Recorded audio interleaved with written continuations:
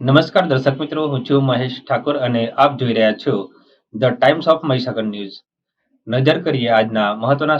લુણાવાડા ચારિયા ખાતે 33મો જ્યોત પાટોત્સવ યોજાયો. પોટા ગુરુ ગાદીપતિ આનંદરામ મહારાજના આશીર્વચન આગમન હેઠળ પાટોત્સવ યોજાયો. પાટોત્સવમાં મુખ્ય અતિથિ 122 વિધાનસભાના ધારાસભ્ય શ્રી ગુલાબસિંહજી ઉપસ્થિત રહ્યા. સંત શિરોમણી શિવરામ મહારાજ સેવા આશ્રમ પાટાના ગુરુ ગાદીપતિ પરમ પૂજ્ય આનંદરામ મહારાજના હસ્તે પ્રથમ વખત 33 જ્યોત પાટોત્સવ યોજાયો, જેમાં ચારિયા ખાટ પ્રતાપભાઈ લાખાભાઈને ધાર્મિક અને રાવસરનો લાહવો મળ્યો, જેમાં ભક્ત મંડળો દ્વારા ભજન કીર્તનના સુનેરા અવસરના ઉમળકાભેર સૂર રેલાયા.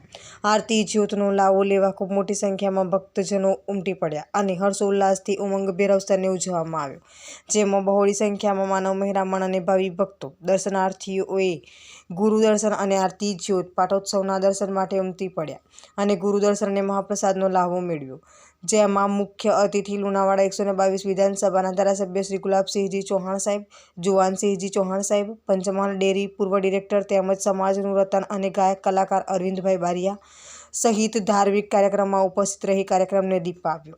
આપના વિસ્તારના પડે પડના સમાચાર જોવા માટે અમારી channel the times of Mahisagar ન્યૂઝને લાઇક, શેર અને સબસ્ક્રાઇબ કરો.